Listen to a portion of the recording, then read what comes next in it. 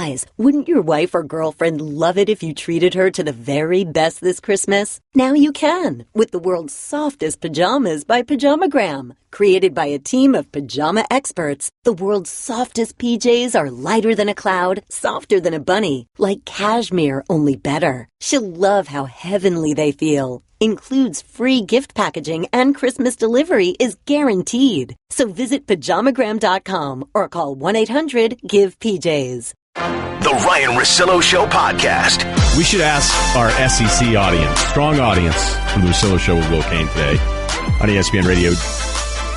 Do the Florida Gators, do they share the same color scheme as your alma mater? Not Texas, not law school, but undergrad, Pepperdine. Blue Waves? Just Waves. Just Waves. That threw you off because of Tulane, right? Because Tulane had to the green qualify wave. Their wave. Right. I think Darien, Connecticut's the Blue Waves. I think that's what that was in my head a little bit. Really? I lose track of. I knew Pepperdine was the Waves, but I was like, is it a specific wave? It's all the waves. It's all of them. You asked me, what's the Equal. Pepperdine color scheme? I said blue and orange, and we were racking our brain like, who's blue and orange? Who's blue and orange? I said, well, Broncos, but that's sort of navy and orange. It's hard. It was hard for us to go, who is blue and orange? And I think the answer is the Gators. Yeah, Florida but it's Gators. that bright blue-orange. I feel like there's still a better example, and I can't think of what it is right now. All right, we'll get there. We got 3 hours. With Will Cain today, the Russillo Show on ESPN Radio. Where do you start? I mean, there's so much going on, but I think you do start with the breaking news right here. Time for Straight Talk, brought to you by Straight Talk Wireless. Best phones, best networks, no contracts. The game I think we were all looking forward to, the game that was probably as entertaining as any that we saw over the entire weekend, in a game that meant something for the NFC standings, and that with the Eagles at Rams. That I thought, I know it's a lot of scoring, so it makes it seem like it's taking away from the defense, but it was so much fun, the back and forth. There's so many awesome players out there in that game. You're like, man, the talent everywhere, how these rosters have kind of turned themselves around in such a quick amount of time. But the headliner is in the win, the Eagles actually lose Wentz, and now we know with the torn ACL that he's going to be out for the season. And this means what? I think it means that the Eagles are done as far as assessing who are realistic Super Bowl contenders. Can I talk about bias for 1 second, Ryan? Whenever I talk about the Eagles, I'm going to be accused of bias because I have a clearly obvious Dallas Cowboys bias. Bias is interesting because we all have it. And all you can do is try to wrestle with it and be honest about it. Mm-hmm. And then you can approximate some semblance of objectivity. Well, you know, this is the prism I view things through. Let me go ahead and make some adjustments because of that. And I don't like the Eagles. Never have. Had this discussion with my children last night. Probably my least favorite franchise in professional sports. So I think I've been slow to acknowledge how good they are as a team. That defense, especially on the defensive line, amazing. Their rotations of guys they can use on the D-line is incredible. It's amazing. Yeah, I mean, this is like one of those SEC schools where you go, how do you do this? I mean, you're not supposed to do that with the cap. You're not supposed to be able to do what they do with the bodies of the cap. Their rushing attack, I mean, it's astounding. And they're doing it with guys that on an individual basis I look at and I go, I'm not really all in on Jay Ajayi. You know, each one of these players individually, I'm like, am I really afraid of him? No. But it adds up to, what are they, number 1 in the league in rushing attack, number 2 after Jacksonville? They're up there. They're top 5 rushing attack. And even Alshon Jeffrey, I've been slow to accept that he is the number 1 wide receiver that he showed to be so many times yesterday. That catch he made in the end zone. And that was the go-ahead after Wentz. His hip, right. low. Wentz blows out the knee, but it's not such a significant injury that he couldn't get up. He stays in for 4 more plays, and on 4th and goal, gets that touchdown, and Jeffrey just picks. See, I always liked Jeffrey. I liked Jeffrey in college. I liked him in Chicago, but in Chicago, it's this revolving door. Though, man. Yeah, but it's a revolving door of quarterbacks. It's all these different people. I've always thought Alshon Jeffrey's a really good receiver. I'm not saying he's, in that top tier of 5 guys, but I think he's always been underrated. Well, here's my point in talking about bias and going through the different aspects of the Eagles roster. They are really good. I want to acknowledge that, trying to see it past the prism of my bias. They are really good, but I just don't think you survive the loss of your MVP candidate level quarterback. You cannot survive the loss of Carson Wentz, plug in Nick Foles, and say, yeah, we're rocking along. We're still Super Bowl contenders. I just don't think you can do it. Well, who's saying that they are? I think people are saying they're still Super Bowl legitimate contenders with Nick Foles and losing maybe the MVP. All right. Here's Ryan Clark. I guess he is saying it. This is the year of the backup quarterback, and we've seen Nick Foles excel in this league. At Philadelphia with Chip Kelly in 2013, the year that you just mentioned, 27 touchdowns, 2 interceptions. He can't do it the way Carson Wentz can do it, but he is a starting quarterback in this league. He's done it before. What you have with Nick Foles is a guy who's been there and seen things in this league. Is his ceiling as high as Carson Wentz? No, but you don't play him the same way. Doug Peterson understands this. This is why you have that stable of running backs. Right. You start with the running game, Do you think good you'll defense, change the playbook? and you don't change the playbook. Right. You change the play calling. Okay. You change what you lead with. Now they just need to lead with the run game and allow Nick Foles to acclimate himself into the offense and play off of that. Wow. We're gonna have Jeff Saturday on. We'll ask him the same exact question. I didn't think that this was going to be really that debatable. Like, how do you lose somebody like Wentz and you're like, okay, they're still fine? I mean, people out there. You don't. Is Ryan coming in today? We having Ryan on the show today? No, I think he's on the Spanish broadcast tonight. So. Oh, he's doing that. Yeah, so he's probably prepping up on his ESL stuff today.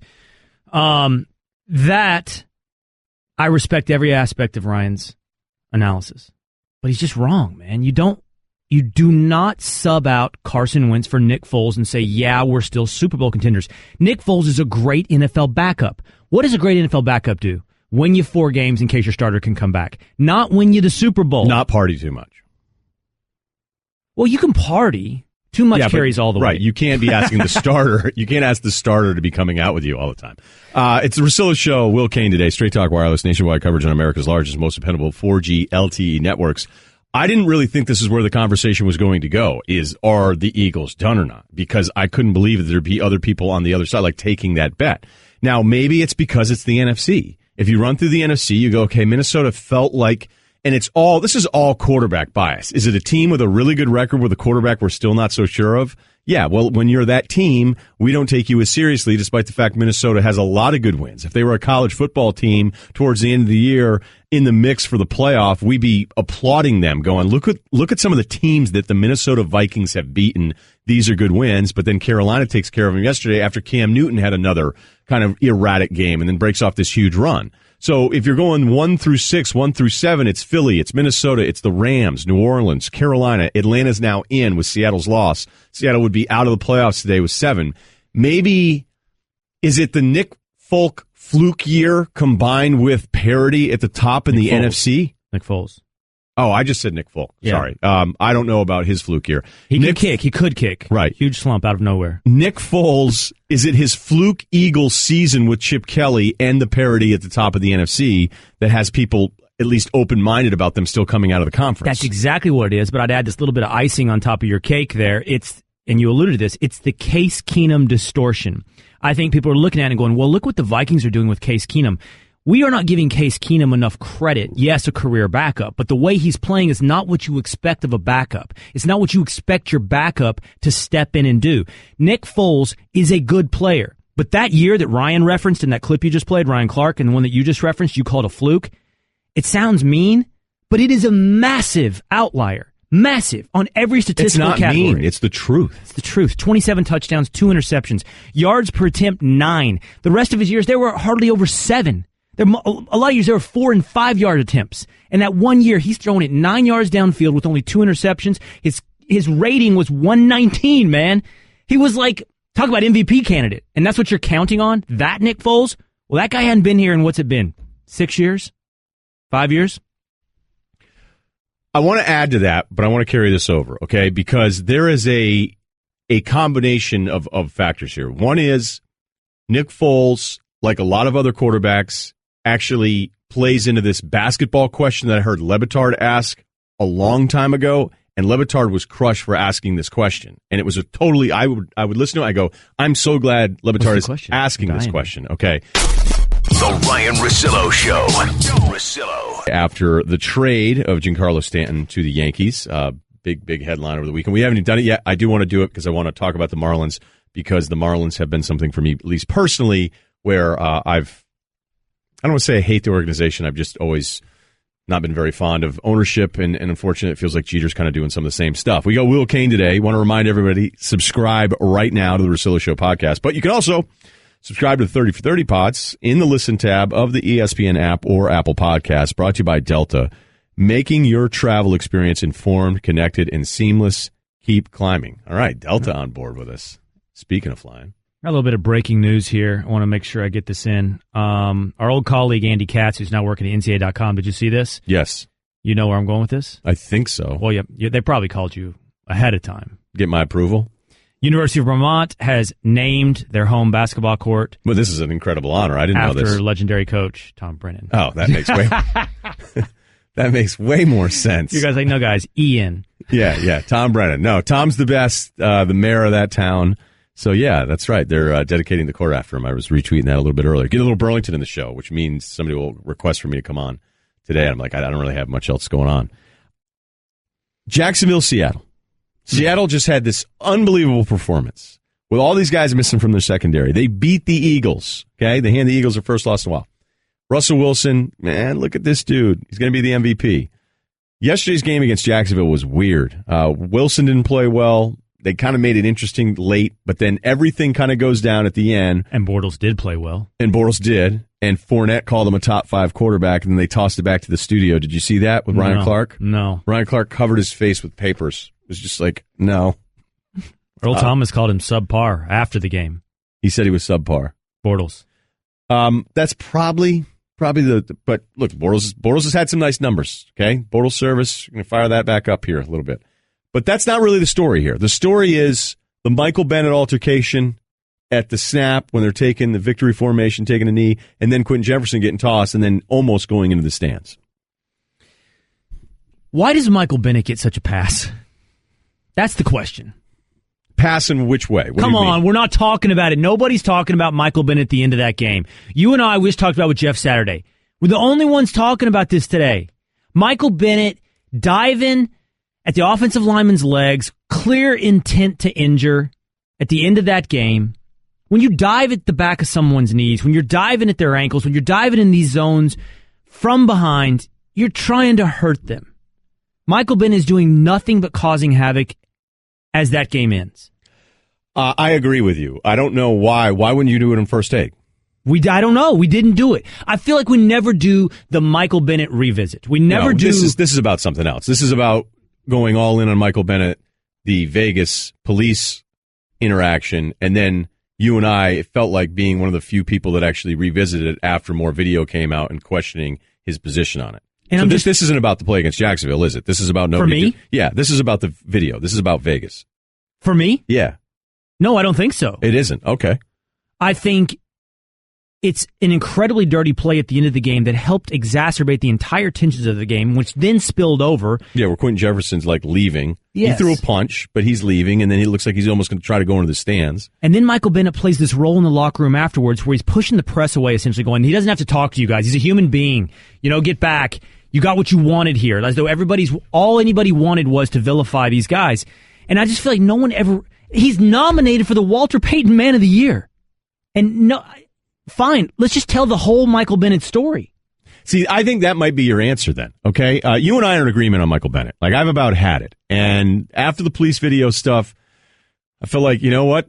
There still could be more evidence out there, but people wanted that were all in on Michael Bennett the first time around, didn't have an open mind the first time the video came out, but then wanted to have more of an open mind when the second video came out, which I didn't quite understand. It's like, wait a minute, this is more evident. And what happens is this is it. None of us really want to be wrong. So if you've gone in on Michael Bennett and you do talk about all the great things that he does off the field, then you only want to focus on those things and not address the evidence that may make you wrong in your position. And so, when both Bennett brothers get up and they call college football slavery, I just go, it's not the greatest system, but it's definitely not slavery. It's definitely not slavery. It's definitely not. So I'm with you. I'm in agreement with you here. I'm only trying to explain that I think so many people have gone in on him to kind of double down and be like, no, Bennett's telling the truth. Bennett's telling the truth.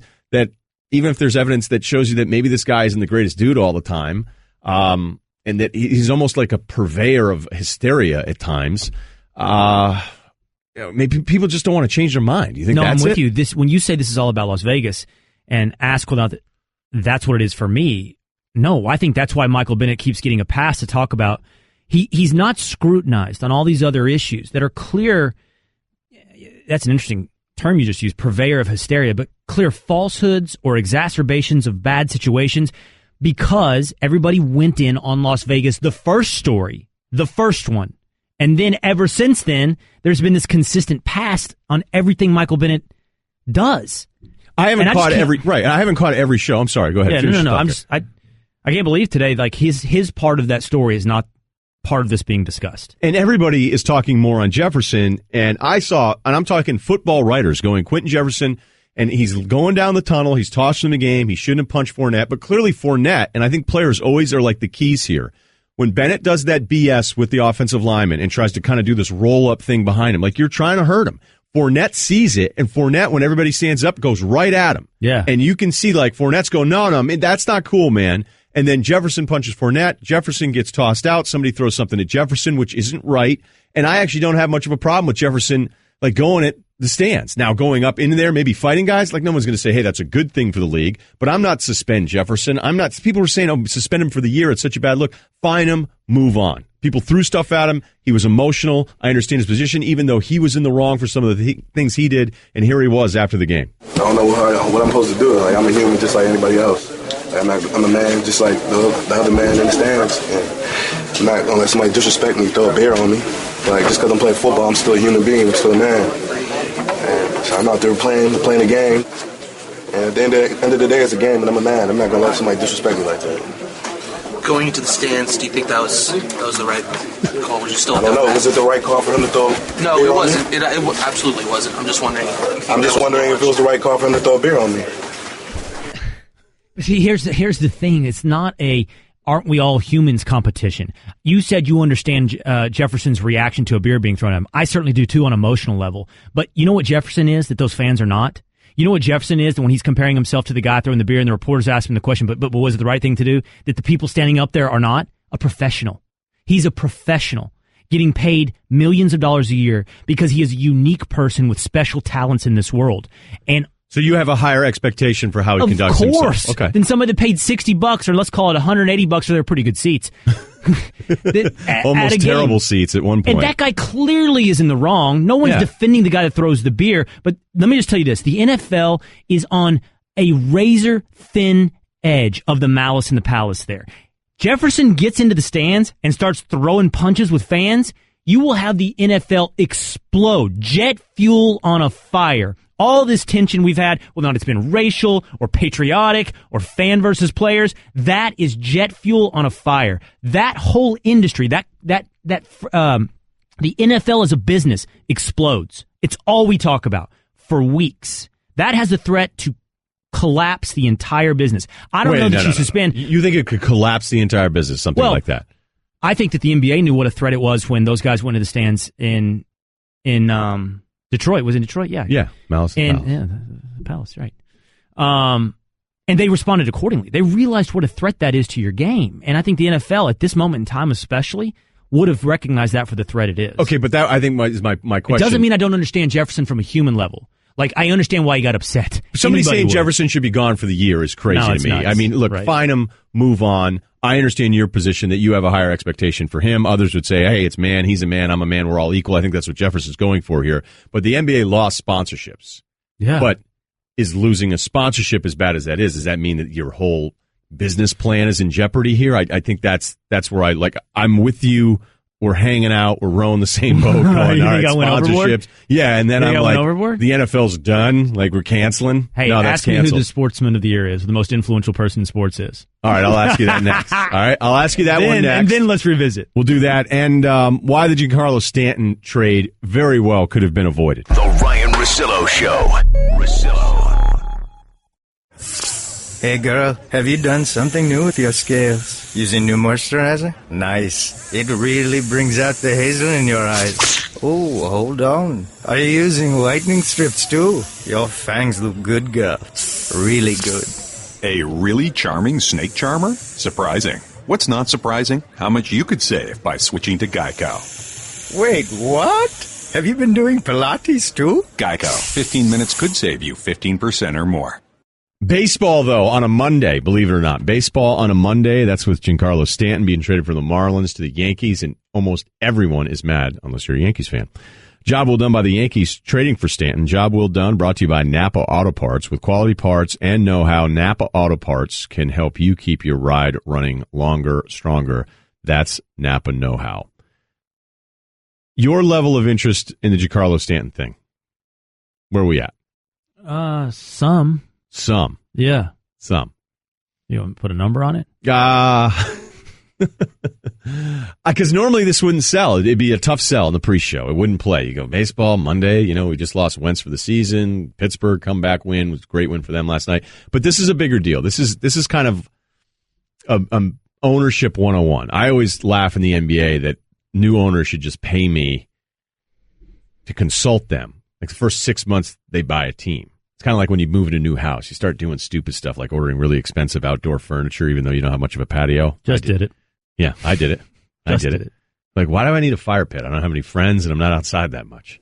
But you do it because you move in. So when you're a new owner, you're like, all right, I want to do something here. I want to trade for somebody. Yeah, let's do a trade, man. Yeah. Let's do a trade here. So you're just like the cooler. You want to come in the first 6 months, just be the cooler. Like, all hey, all the stuff you're going to want to do in the beginning because you're just going to want to do stuff. Don't do any of it because you usually end up doing something really bad or you pay too much for a free agent. And on the other side here, Jeter trades Giancarlo Stanton.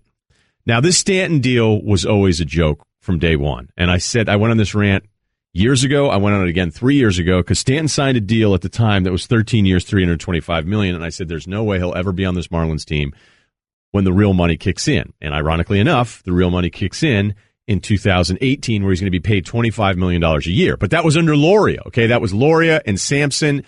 And those dudes got together and said, hey, how can we just steal a ton? How can we just steal?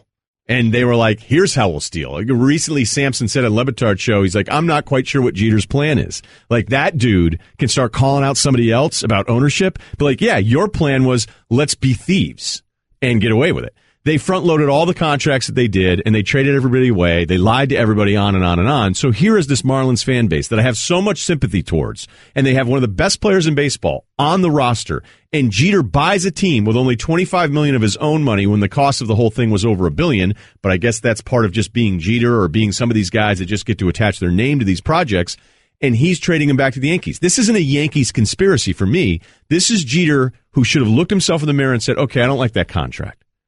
But the first thing I can't do is mimic the previous ownership that were just pure evil. They were the worst people in sports running this Marlins team, and I can't do the exact same thing to this fan base that has been absolutely ravaged with lies and taxpayer money. And that's what Jeter did. And he should have sat it out for a year. He should have paid Stanton $25 million, and if they weren't any good, he would have been even more miserable, Will. And that way he may have been less demanding on the no-trade clause and found a way to move on, because right now, Starlin Castro and two marginal projects is a joke for one of the best hitters. I don't care what his contract is. So your argument as the cooler stepping into Miami is not don't make this deal, Derek. It's don't make this deal right now. Yeah. You're allowed to trade Giancarlo, but do it a year from now after he's sweated out a year on bad baseball team. He drops some of this no-trade clause negotiation. We have a few more teams we can deal with, and we get a better return. That's what your advice to Jeter would have been. Yeah, because $25 million for 1 year of Stanton at 28 years old is not the end of the world. And you should want to, and I normally don't act this way. If you're running a team, tell the marketing people to stay away from you. Tell the salespeople, I don't want to see you. I have to make baseball, basketball, football decisions, whatever you're doing. But when you put yourself in this situation where Jeter's like, all right, bought the team, contract's too expensive, and now the real money starts kicking in, I have to get rid of him. It is worth it to you to make that first impression to your fan base, to pay that $25 million in that first year to keep this dude around, and then you can move on from it. Then you can move on a year later. Yeah, I mean, I guess in trying to be a devil's advocate to your advice to them is, doesn't that put your future plans just on hold for another year? You're banking a lot on getting a bigger call, a bigger return for him 1 year from now. When the business model, the plan is the same either way. It's fire sale. They have to have a fire sale. They have to rebuild, not because Jeter is just like Loria, but because Loria put all this in place. He's responsible for the situation. The no-trade clause is his fault. That's right. The fact that it's backloaded, his fault. The fact that it's $300 million, his fault. Jeter has to deal with all of this. And the fire sale is the way to deal with it. It's not trying to idolize and mimic Loria, but to fix the problem. And I think that the devil's advocate rebuttal to you is, if I wait a year, I'm just putting off the rebuild. Here's Jeter. This is moments ago in a teleconference talking about why he did this move. I think the one thing that everyone needs to realize is this is an organization that has not been successful. They have not been in the playoffs since 2003. I don't understand how the fan base feels because they've been through quite a bit. But for us here, we haven't been winning. So if you haven't been winning, then it's time to make a change. And in order to make a change, there's going to have to be some moves. And like I said, that you alluded to, there may be some unpopular decisions at times. But every decision that we make as an organization is to try to put us in a better position. We're trying to fix something that is broken, and the fans want a team that's going to win. I mean, they'd show that because, we have to get fans back into the stadium because, we haven't had, our attendance has been low, and I think that the attendance is low because they want to have an opportunity to win. And if they want that, then we're going to have to make some changes. So you're right. It is a balancing act, but, hopefully they understand that, we're trying to put an organization together that is successful. Here's Le Batard this morning on Golick and Wingo with the real problematic part of this, and that is just the tie to the Yankees. It feels like Wall Street fraud that the former Yankee, the famous former Yankee, and some people who are listening to this are going to say, well, they tried to trade him to St. Louis first. They tried to trade him to the Giants. No, he told them from the beginning he wasn't going there. He told them New York or Los Angeles is where you need to send me. The problem is that they didn't have to trade him. They think they have to trade him. They didn't have to trade him. They traded him. But we're in a place where you've got Derek Jeter, former famous Yankee, aiding his former team in a way that makes him, Mr. December. And I'm telling you, what happened here with South Florida, we all in South Florida should have gotten one of those famous Jeter gift baskets Sunday morning after the way that played out. Oh, we went there. All right. The Ryen Russillo Show. We just were talking about Stanton, Jeter, the dilemma, and Jeter's explaining the whole deal like we had to move on. Stanton didn't want to be part of a rebuild. Here is Stanton now saying, okay, not only did I not want to be here for the rebuild, but there were teams I told these guys I'd accept a trade to and teams that I wouldn't. Here's Stanton. The way they wanted to go was to subtract. So I let that be known. I didn't want to be a part of another rebuild, another losing season.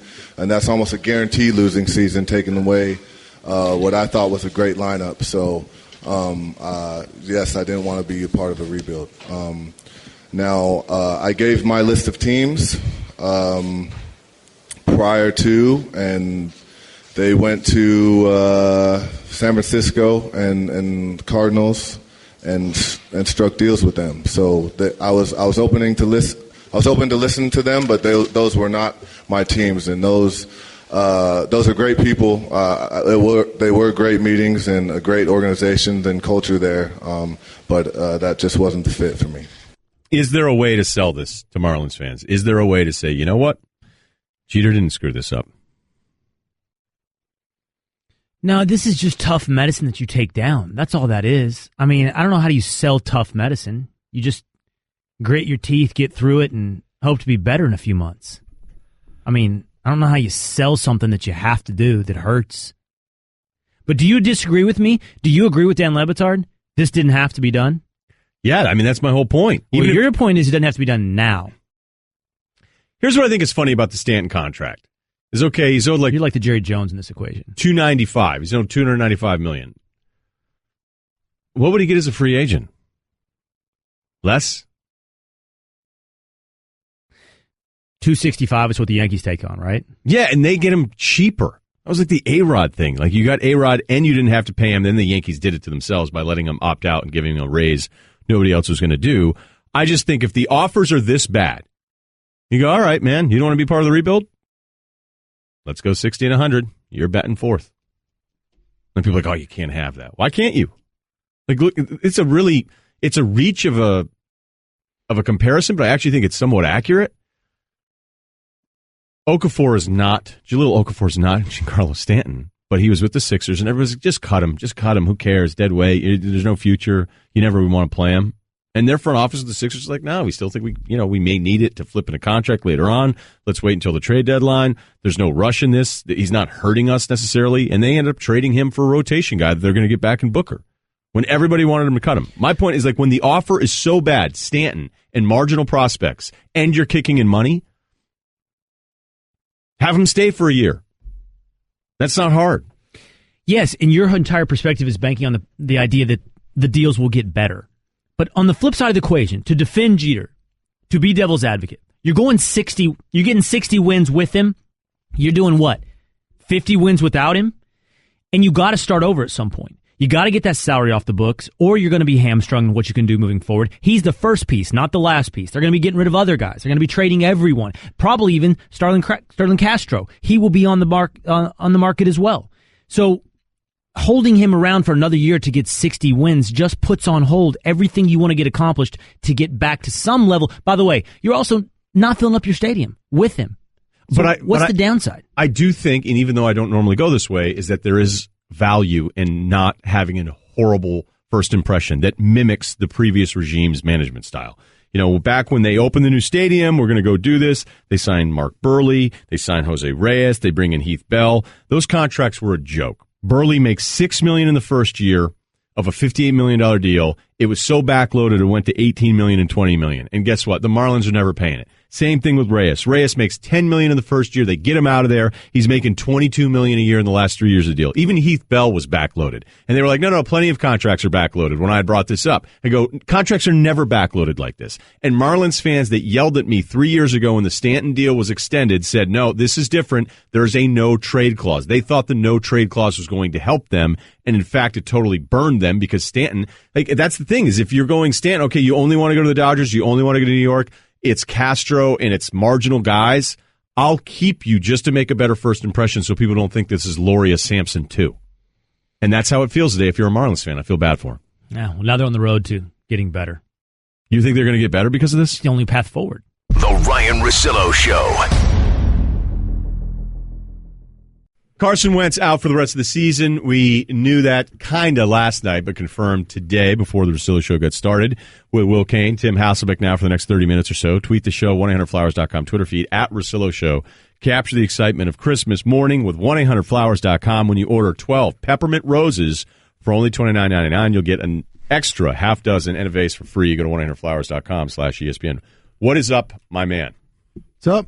It's brutal news on Carson Wentz. I was surprised, I guess, from the start of the show where you go, okay, you do the opening topic of what does it mean for the Eagles? You go, well, who's debating this? But it seemed like a lot of players think that with Foles, they can still compete. Like, where are you with this whole thing? Well, I do think that, just look around at, Blake Bortles is on a team that's probably going to win their division and go to the postseason. You have, Case Keenum playing well, and then you have, even just younger, inexperienced guys playing well. And so you think, well, look, Nick Foles has started a bunch of games. It's a good football team. Can they be okay?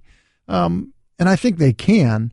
I just believe they have to change a lot because, Nick doesn't have the same skill set that Carson Wentz does. They're, roughly the same height and weight probably. But in terms of just being a quick twitch athlete, that's not Nick's game. And his ability to do that is conducive to a lot of the stuff they've been doing on offense. I think everybody's pretty hopeful about Nick Foles based on that 1 year, Tim. Sure, yeah. That year's a massive outlier in his career. How do you have a year like that? Who is he? Is he that guy? Or is he the guy we saw? But who's Case Keenum? Right now, he's this guy. The only thing we came up with is these guys are all better off without Jeff Fisher. That's Case Keenum. You're saying Keenum, Goff, Foles, and then Goff. Yeah. And listen, it's fair to go from that staff and then to have it, have the success that those guys are having. I think part of it is you go, okay, well, Doug Peterson. Doug Peterson, was around Nick in Kansas City. Doug Peterson wanted him, in Philadelphia. When they had Chase Daniel, they decided, look, we'd rather have Nick Foles than Chase Daniel. Chase Daniel, I think by some people is viewed as a guy that was a very, kind of quality level backup. And so it'll be interesting to see what they do to kind of make this go with Nick Foles' skill set. So I'll give you an example in the game this weekend. When he comes in, they call two, run pass options. So everyone's blocking the run and he's trying to, basically get the ball out when everyone else is blocking the run. It's got to happen fast. Mm-hmm. And that's not Nick's game. That's not what he does well. Just kind of like the move the pocket play stuff. I don't think that that's going to be his strength, and it certainly was for Carson. Okay, so then right now, who's your favorite team in the NFC? We look at this and we say, these are Rams, Vikings, Eagles, Panthers. Pretty close. I think they're all close. Favorite? I think I probably like the Saints.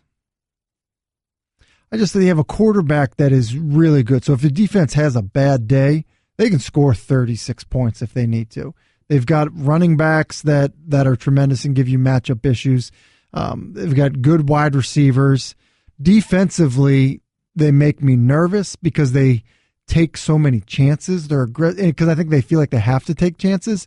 And when you do that, you give up big plays. Better than what they've been. So I mean, for sure. Anyone, I'm not that you don't understand that, but it's funny to think of the defense as a concern when it's always been the thing where you go, I don't even want to talk about the Saints. Right. Yeah, and so what they have been able to do is at certain times this year when they've played with a lead, they've been really aggressive, and Dennis Allen has kind of been able to scheme some stuff up, and it's helped them. So I'd probably say the Saints. By the way, Marshawn Lattimore is going to join us tomorrow, 3:30 Eastern. A big reason why that defense has been so good this year. And I knew he was listening, so I said the Saints. No, he is. Pittsburgh last night. We've seen this at times. I feel like this is really weird because you go, okay, well, what's Pittsburgh's deal? And I think most years you go, okay, wait a minute, they're 11-2. They have a quarterback we trust, got a couple rings, tons of talent, and it looks like they're going to lose to Baltimore last night. And they have a great comeback. They're 11-2. They're the 1 seed. And I feel like it's still this massive hesitation with this team, and I don't know if that's playing down to the opponent or what, but I would think normally a team with that profile and that history we'd be in love with today. We would, but I mean, I think they've won their last 4 with like a field goal in the closing minute, I think is what it's been. And so, and some of those teams have been, Green Bay with Hundley, it's been the Colts. I mean, they haven't been these super impressive wins. And so I think, because of that, I don't think it's crazy to feel that way about them. And honestly, Ben didn't play well at the beginning part of the year. So now that they're rolling a little bit offensively, you feel like, okay, yeah, you can see it. But even still, I mean, just take a look at, how their defense is played. And I certainly don't want to be insensitive about it. But, Ryan Shazier was a good player for them. I mean, they're down the line at the linebacker position. And so if you say, okay, well, if you're going to be a real contender in the AFC, you have to play with New England, and New England has got a back for, every down and situation, and I think that's what it is. Match up with you. I think that's the answer. It's not who they are. It's that everybody just looks at New England, especially the way Pittsburgh defends them and does such a bad job of not adjusting. Yeah, like last year when you watch them, you go, what? You guys are stuck with this? By the way, the Baker Mayfield thing, I want to do at the top of the next hour with Hasselbeck while he's here, so I didn't want to shortchange that one. I've only been teasing that for about 4 days.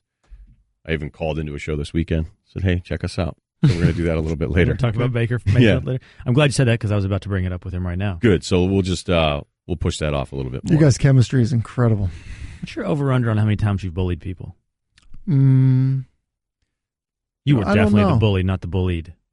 I think I probably wasn't probably a mean kid as like like before 7th grade. I probably did some things I wasn't proud of pre 7th grade.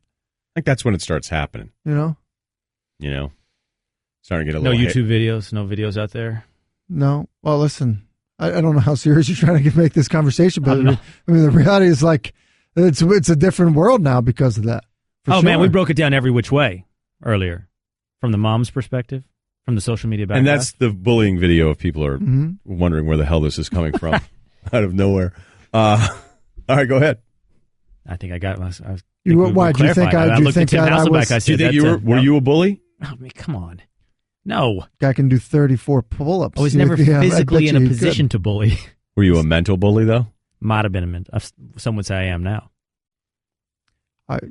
Especially like the way you treat the Bennett brothers. Do you think I was bullied or I was a bully? I think you were a bully. Mm-hmm.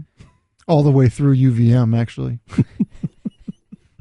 I was not a bully. I was bullied in high school. So I was a freshman. So I have a weird deal. Is that when I was younger, I was popular.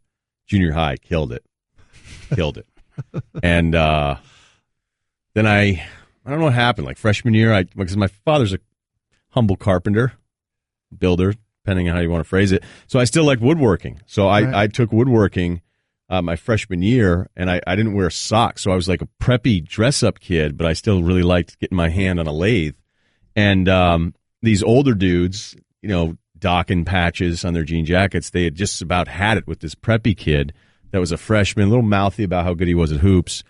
And they were like, you better start wearing socks to school, man. Really? I was like, yeah, I'm not wearing socks. Back off. And I was so skinny. I mean, I'm lucky to be cracking 140.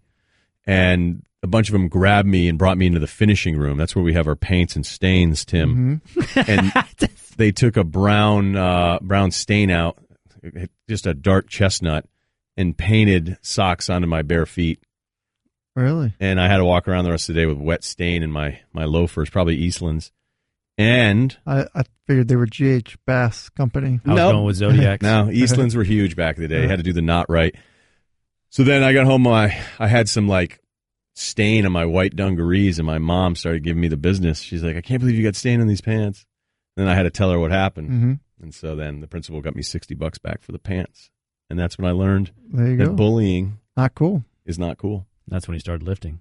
No, I didn't Next start day. lifting until like another 10 years later. I was still college. I wasn't the nicest. I'll admit that. Yeah, I the picture thing- the Hasselbeck brothers were a little bit of a problem. Yeah, but you That's had an not older true. brother who's a lot bigger than you, so you probably were like nice. Yeah, I didn't want to. I certainly wasn't.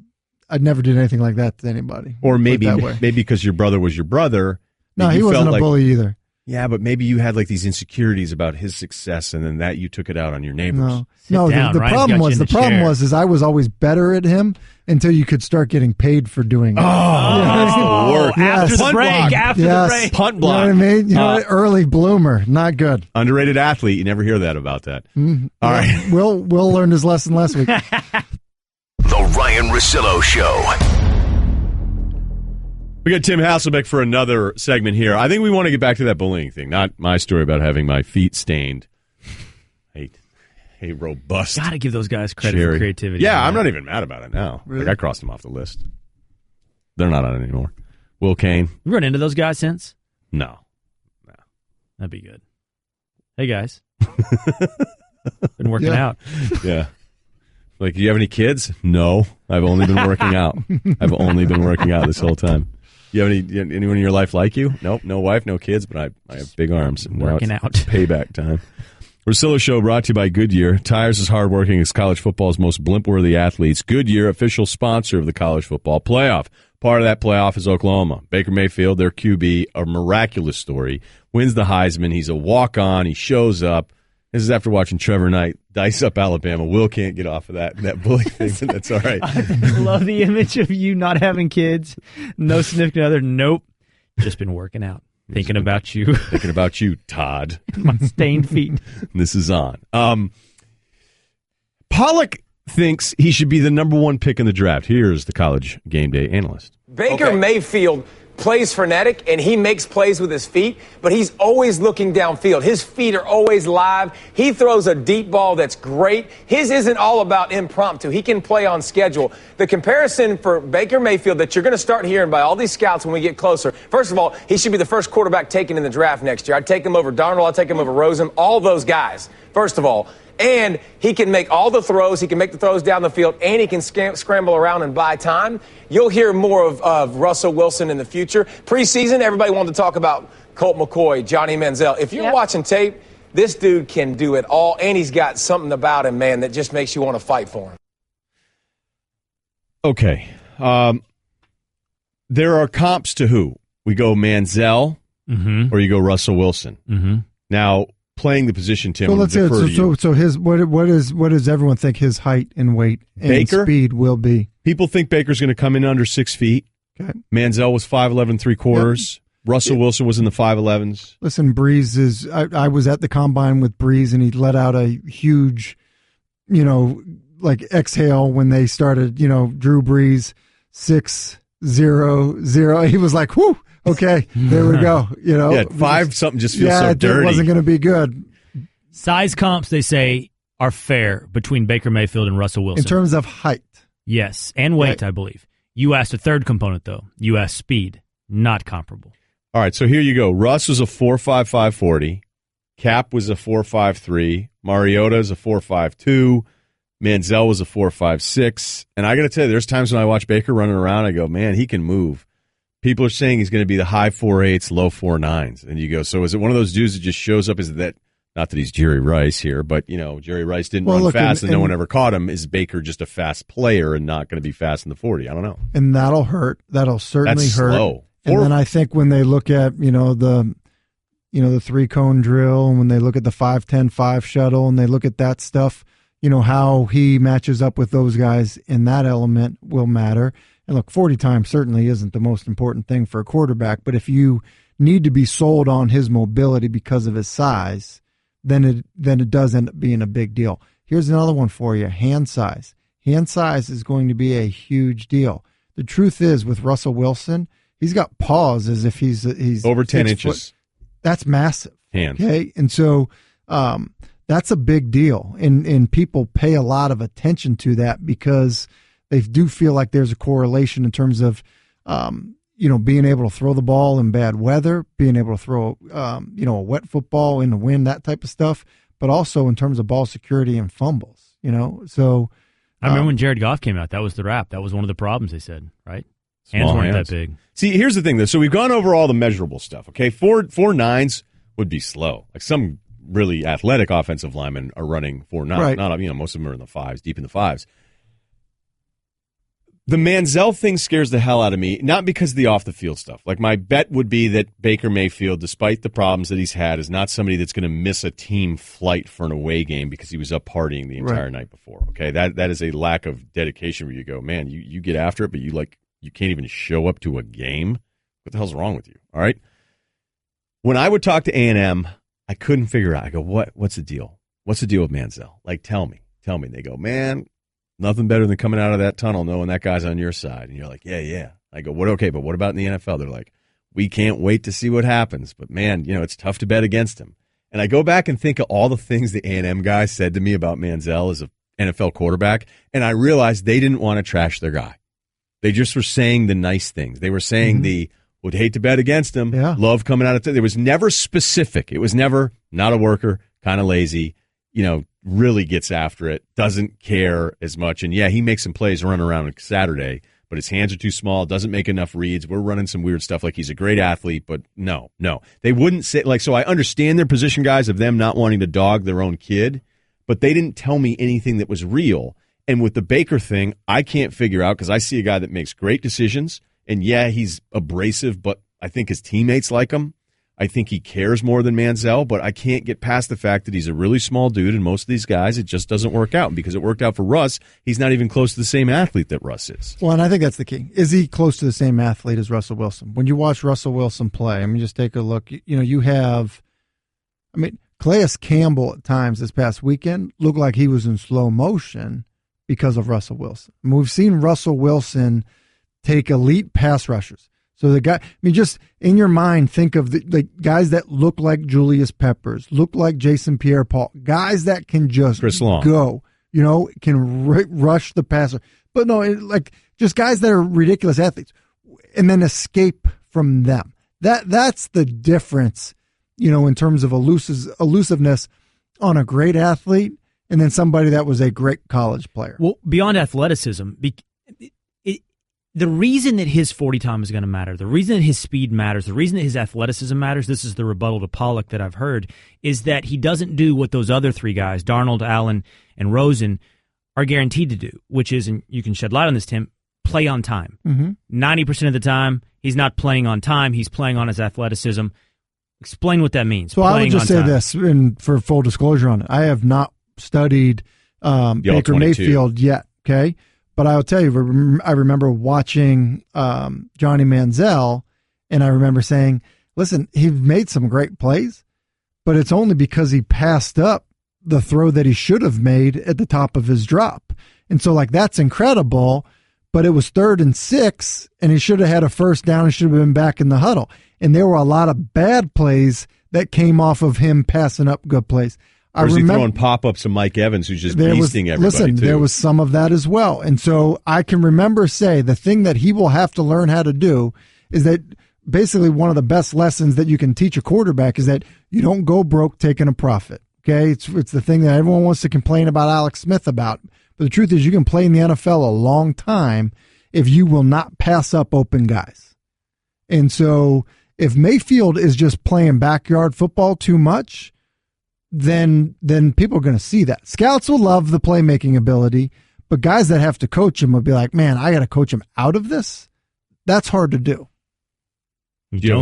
I'm writing that one down. You never heard that before? Love it. You never Can't go broke taking a profit. I heard the story of Charlie Weiss stopping practice with the New England Patriots to ream out Tom Brady because he took a 20-yard pass instead of the initial read that was a 10-yard out for the first down. He said, that's not what we do here. Brady's like, but he's open. He's like, well, then here, you take the play call sheet, you take the whistle, you're in charge. And that's the last Brady ever did of that. That was early in his career. Always took the profit after that. Listen, there's a reason why certain concepts you read bottom up, others you read top down, some you read outside in or inside out. There's others, that are pure progression. There's a reason that you start from the shallow cross to the basic cross down to the burst. Like there's a reason that you do it. Because it times up and you can efficiently do it. Like and everybody knows where they're supposed to be and when the ball is supposed to be coming. And then you know that after you set that up, there's something that comes off of it. And I just think that if you don't do that and you just are kind of relying on your athletic ability, ultimately, unless you're Cam Newton, it catches up to you. It just does. So you would not take him ahead of those other guys? Well, I want to watch him. Yeah. I really do. And but as of right now, I will say this, like in terms of what other people say, like when you watch when the ball comes out of Josh Rosen's hand, you're like, yep, got it. Like pretty clear, man. Now look, when you watched Blaine Gabbert and the ball come out of his hand, it was pretty impressive too. Gabbert's good now. And no, but when the ball would come out of Gabbert's hand, it was impressive. He's not? I just like how you did that and stared straight at me. But that's part of it. Like sometimes you're right about Rosen though. Like you watch that showdown with Darnold, and I still kind of like all these guys a little bit. Is that you see it come out of Rosen's hands, or the way he'll read a blitz on third down or something? You go, that's a little Sunday. That looks Sunday-ish to me. Look there. Like when you watch Carson Palmer play in college, you were like, yeah, okay, got it. Like like you can see it, and I think that. There's obviously people a lot said that about Matt. There's a lot of mental stuff. My brother, pick 187, got him. It's amazing he lasted. Thank you, Tim. See you, fellas. Thank you for listening to the Ryen Russillo Show podcast. You can check out the show live weekdays at 1 Eastern on ESPN Radio, the ESPN app, and on ESPN News. The Ryen Russillo Show podcast.